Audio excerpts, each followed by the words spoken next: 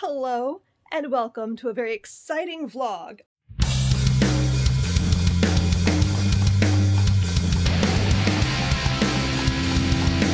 I don't know how well I'm going to be able to pull this off, but Sarah's graduating this weekend and I'm going to try to vlog. I don't know how well that's going to turn out, but that's the goal. I'm going to try to vlog the things that are happening because I feel like this is an important and momentous occasion and I want to document it. So today is Thursday. It is currently about 3:45 and Rob should be back any minute now with Sarah and Robbie. They are moving out of their dorm today. We've been doing it in stages because we are only like 30 minutes away. So for the last couple of weekends, we were like bringing home a bunch of things. So like they've been living on whatever they could manage for the last 4 days. And so now they're coming home and that's exciting. So I'm excited for my kids to all be home. And then later tonight, that's bright. And later tonight, my in-laws will be here. And then tomorrow, my father, my brother and his fiance and her daughter, they're all coming in. So it's going to be a crazy weekend.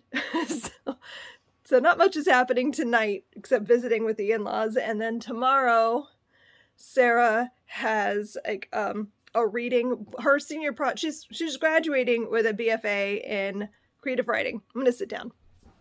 And so her senior project was to write a novel. And so she wrote a middle grade novella and I can't wait to read it. She had to have it like published, bound, all the thing, not published, but you know what I mean. And so I'm going to have a copy of that to show you guys soon. And she's doing a reading from it on Friday night. So we're going to go out to dinner with everybody while they're in town. We're going to go see Sarah do her reading. I'm going to record that. And then Saturday morning is the actual graduation ceremony. And then we're having a party here afterwards. So lots going on. I've spent the last couple of days like manically cleaning my house. This is as clean as it's going to get at this point. We have dogs. We have people in here all the time. It's a mess. But, you know, at least my bookshelves look nice, so there's that.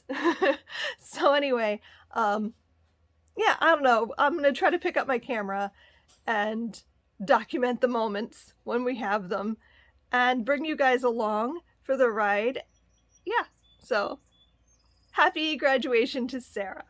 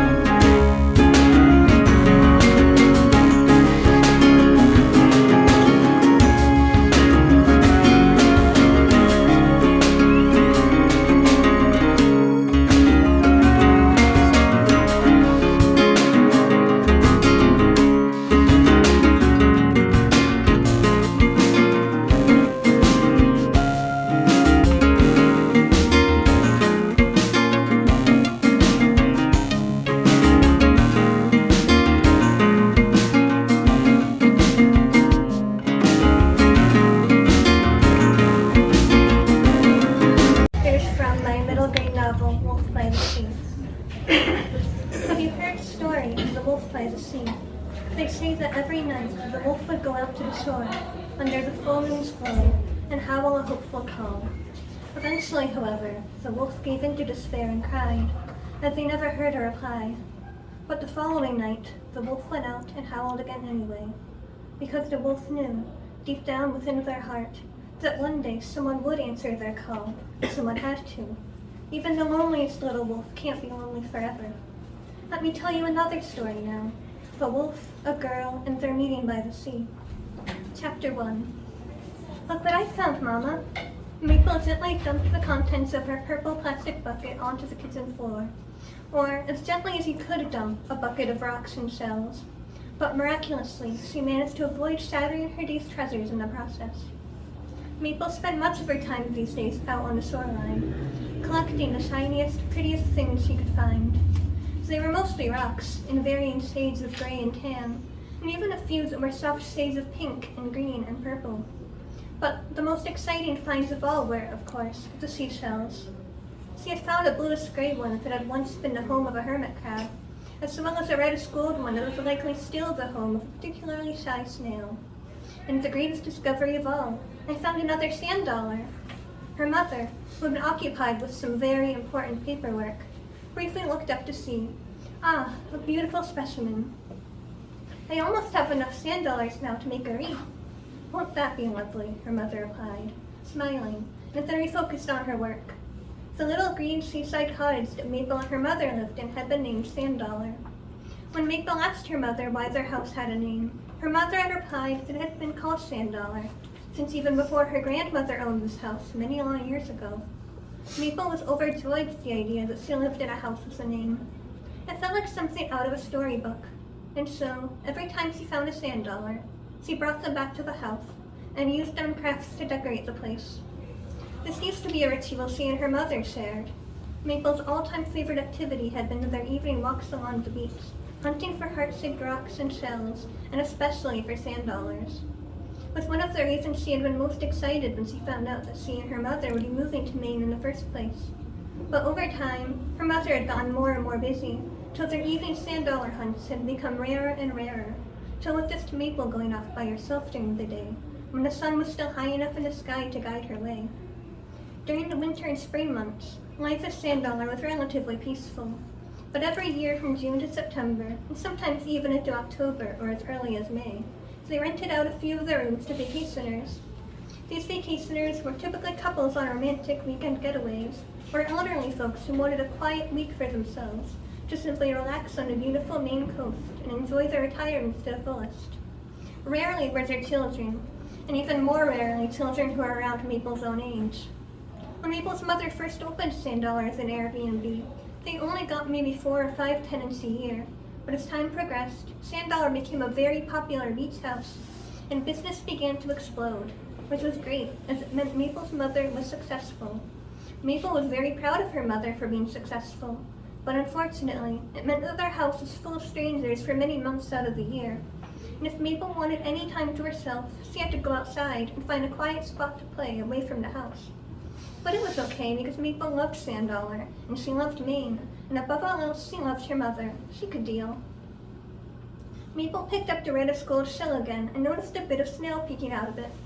Can I keep the snail as a pet, Mama? I think you'd feel safer if you were back on the beach, wouldn't you? Snails prefer to sleep in the sand, not inside of houses. Oh, okay, that makes sense. Can I bring it back to the beach then? I'll only be a minute, I promise. Be quick, her mother said. The sun is setting. It'll be dark soon. Maple was used to spending her days outside, on the beach, exploring. She practically knew the whole place by now. All the best spots to find shells, the perfect tide pools to wet your feet in, the best rocks to bask in the sun and pretend you were a mystical seaside creature upon. The beach was just as much a home to her as Sand Dollar was, sometimes even more so. The sound of the ocean waves was like soft music, a lullaby, a melody of comfort and safety and warmth. The sun had already begun to set as Maple made it to the shore, embracing everything in an orangey pink glow. Maple sat down on the sand and set the snail shell beside her. I'm sorry for taking you so far away from home, little snail, she said. I'm sure it must have been scary for you. Will you be able to find your way back home from here? Do you have a family waiting for you? As if in response, the snail dared to peek its head out from within the shell. Be safe, Maple told the snail, as it slowly began to crawl away. She stayed seated for a few more minutes, watching the snail's journey until the sky began to shift from pink and orange to purple and deep blue. When she saw the first few twinkling stars appear, following the arrival of a not quite yet full moon, She knew it was well past time for her to head back home as well. "Good night, little snail," she called out one last time, and then made her way back to Sand-Dollar. But moments before she stepped back inside of the house, she was startled by a sudden wailing sound. It was like the cry of a wolf, greeting the coming night. So she found it strange, as she couldn't recall any dogs living in the area. Perhaps a pet owner was renting one of the nearby houses? She and her mother weren't expecting tenants for another week, but vacation season seemed to be starting earlier and earlier every year. She'd ask her mother about it in the morning. Her mother knew everything. That night, she dreamt she was in the depths of a dark forest, dancing by the light of the full moon. She remembered hearing the most beautiful music, a melody more magical than even the ocean waves. But when she woke up the next morning, she couldn't quite recall what it sounded like. Chapter 2. All the houses on the street Mabel lived on were rental properties for seasonal vacationers. It meant that they were all stunning little cottages and condos, painted in varying shades of pastel green, yellow, and blue, with tidy little flower gardens in their front yards, seashell decor in the windows. And even a few had the most wonders of inventions, outdoor showers. Before moving there, Mabel had never even imagined that one could take a shower outside, besides perhaps by getting caught in the rain. But now that she knew that such a thing existed, she was mournful the Sand-Dollar showers were only of the indoor variety.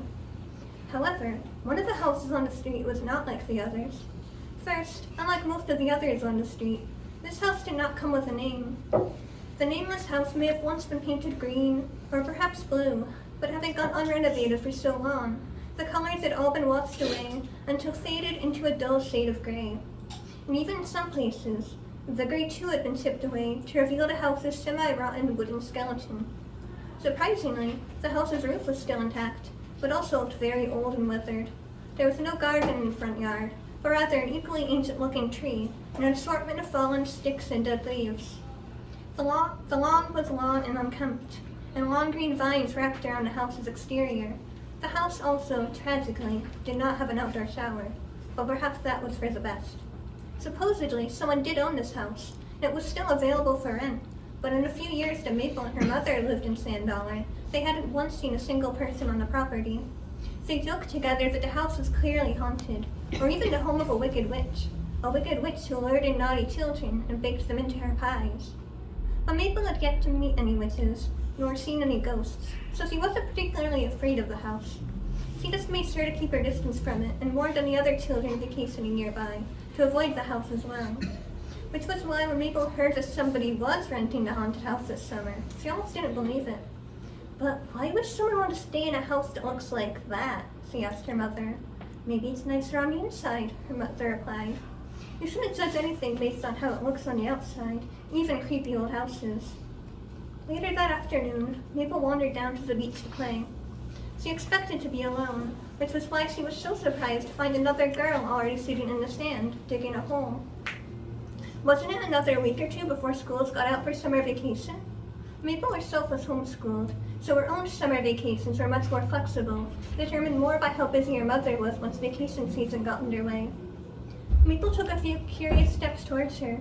The girl didn't notice her right away, too engrossed in the act of digging. When she seemed frustrated with the small plastic green shovel she had been using, she tossed it aside and continued to dig with her bare hands, frantically, like she wasn't just digging for fun, but rather she was searching for something that she had lost. Mabel began timidly. "If you don't mind me asking, what are you doing?" The girl suddenly looked up, startled. "Oh, I'm digging."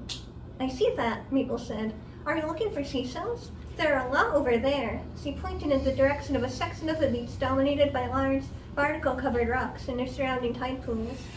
"I find treasure over there all the time." The girl shook her head. "No, I don't think it's a shell. But there is something buried here. I can feel it. Can I help?" There was a brief pause, and then the girl shrugged. "I guess." Mabel picked up the discarded green shovel and began to dig. "Oh, by the way, my name is Maple. What's yours?" "Clover." "Are you vacationing here?" Mabel asked, trying to fill the silence. Clover seemed so focused on the digging, but Mabel was still a little confused. Yeah, with my brother." "I live here, in that house over there." Mabel pointed towards Sand-Dollar. From a distance, it looked so tiny, like a doll's house, quaint and whimsical. "But we let guests rent some of the rooms during the summer." "Is that what you and your brother are doing? Which house are you renting?" Oh, instead of answering the question, Clover jumped up.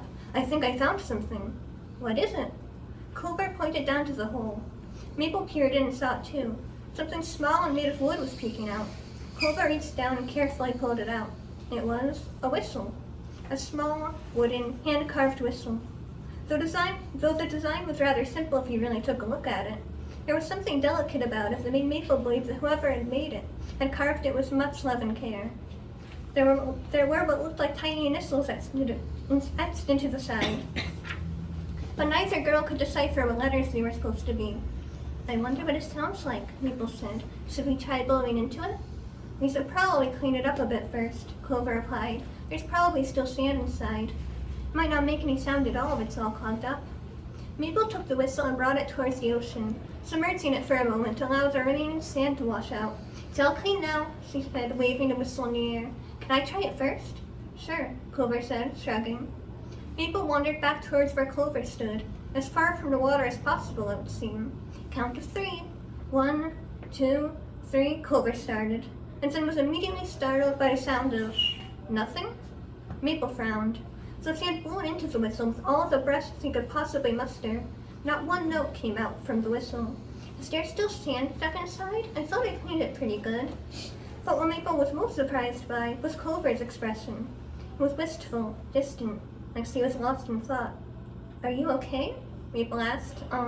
The whistle is pretty disappointing, huh? Clover looked confused for a moment, and then nodded. Yeah, I guess it's broken or something. I guess, Maple sighed. What do you think we should do with it then? Before she could respond, Clover abruptly turned away and stared into the distance. Oh, my brother's calling me. I gotta go now. Maple frowned, not hearing anything, but didn't push it. Well, can we play again tomorrow? Yeah, Clover said. I guess I'll see you then. With that, Clover left, leaving the whistle in Maple's care. As Maple returned home that day, the disappointing whistle clutched in her hands, she felt happy. She had made a new friend, at least for the next week or so. Today had been a good day. Thank you.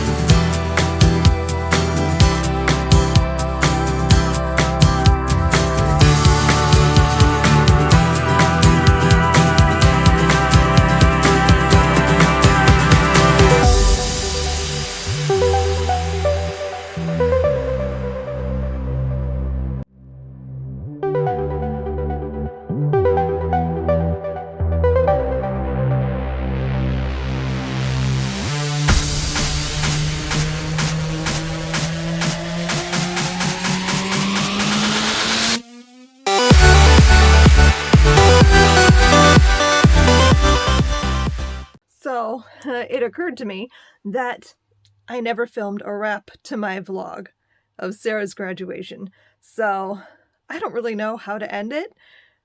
Sarah's home.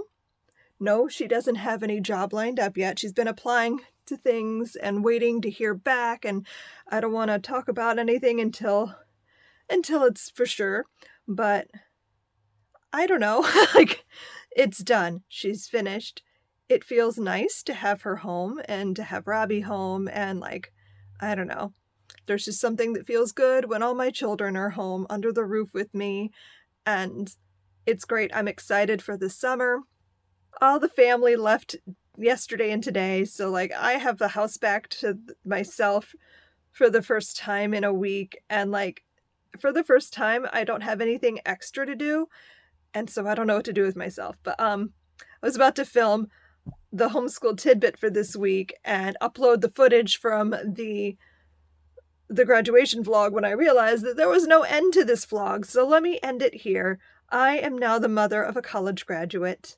I am so proud of her and what she's done. I have read her finished book, and it is wonderful. And for those who are curious, yes, she is planning on getting that published professionally. for the class, they just had to like get it like self-published, not out in the world. Like, it doesn't have an ISBN. It doesn't exist outside of the 8 copies she got for her college like class, and she's already given out most of those copies to family and stuff. So, but she's planning on like doing another revision, maybe adding some more to it, and then getting it queried, just so she could have the experience of like the full, I wrote a book and now I'm going to try to get it published kind of thing. And I don't know where that's going to go, but I'm excited to see what happens. But yeah, I don't know. I guess I'm just going to end this here. If you stuck it out for the whole thing, thanks so much for watching. I appreciate it and coming on this journey with us. And we'll be doing it again in 2 years when Robbie graduates. Wow, that's so weird. They all still feel like such young children to me sometimes. So like this is a weird experience, and I don't feel like I'm old enough to have kids graduating from college. That's wacky. But yeah, it happens. They grow up really fast. I know people always say that, and it's such a cliche thing to say. It sounds silly, and it doesn't even sound like a real thing anymore because I've heard it so many times, but it's true. You blink and all of a sudden they're teenagers, and then you blink again and they're moving out, and it's just, they grow up really fast. So anyway, I'm going to go. I'm going to get this other video filmed, and then I'm going to go and just enjoy my kids being home. And yeah.